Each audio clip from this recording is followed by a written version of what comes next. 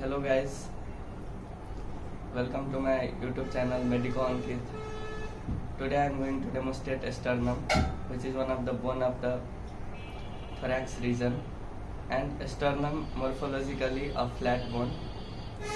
Why it is flat bone? Because it contains outer plate of the compact bone and inner spongy bone, and a spongy bone contains red bone marrow. So it is called the flat bone. Now I am going to say the anatomical points of the sternum.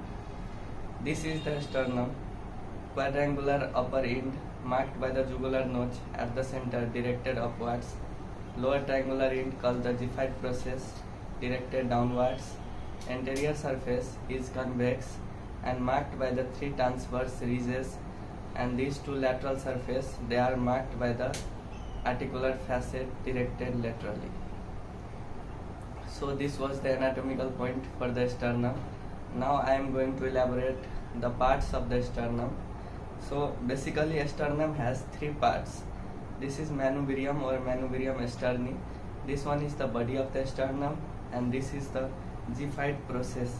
So these are the three parts of the sternum, and there are borders and surfaces of the sternum.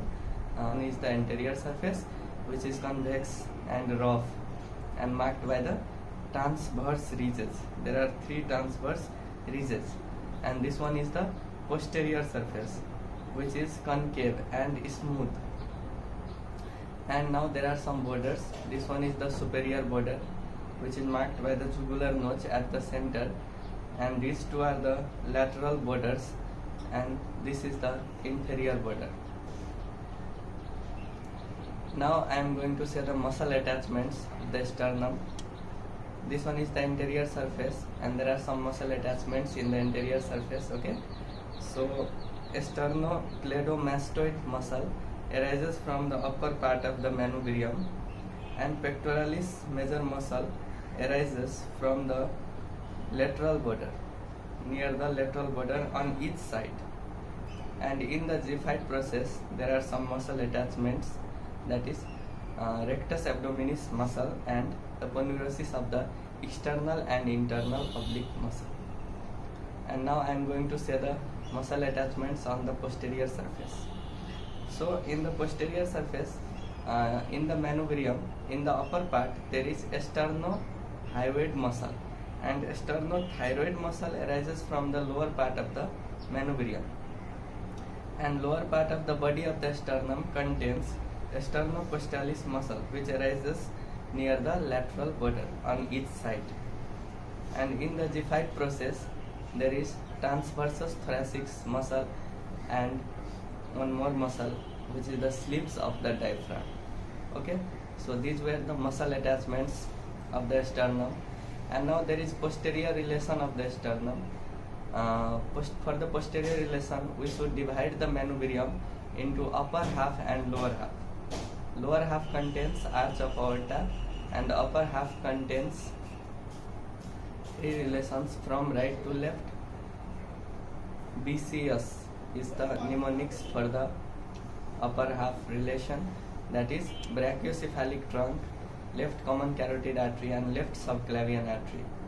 And brachiocephalic trunk has two more branches, that is right subclavian artery and right common carotid artery.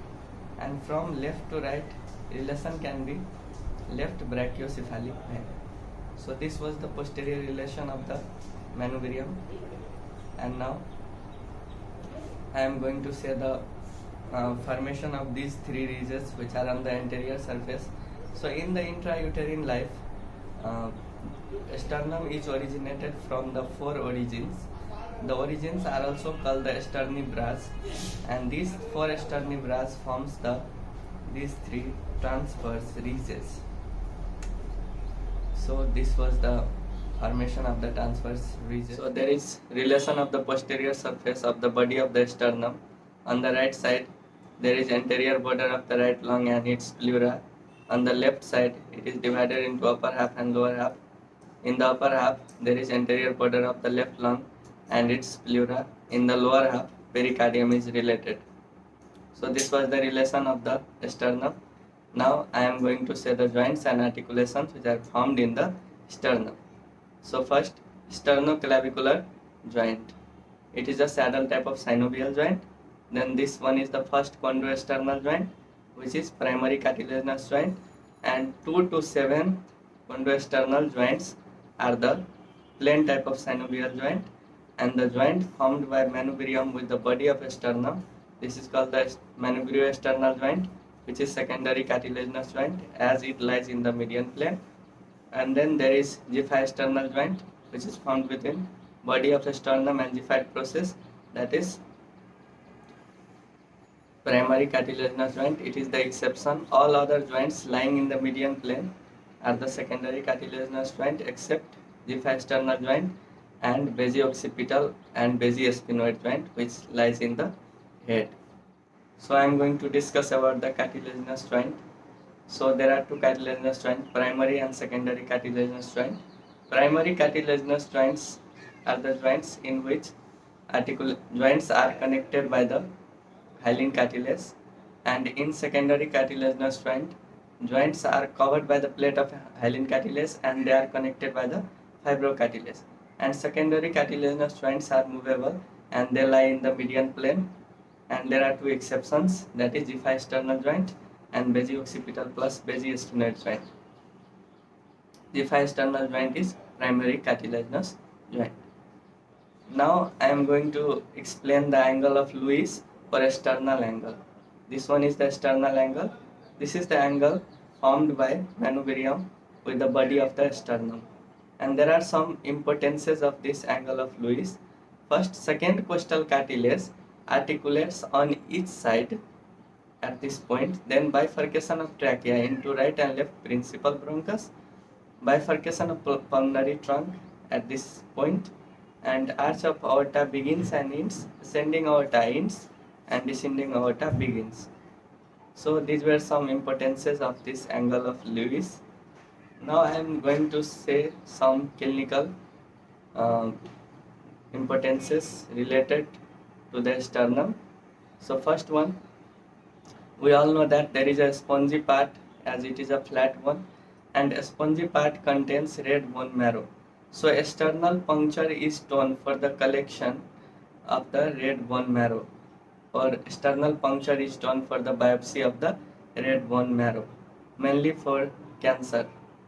And there are two deformities related to the sternum, that is pigeon chest and funnel chest. Funnel chest is the depressed chest and pigeon chest is the elevated chest. So these were the abnormalities. That's it for today. Thank you guys for watching my video till the end.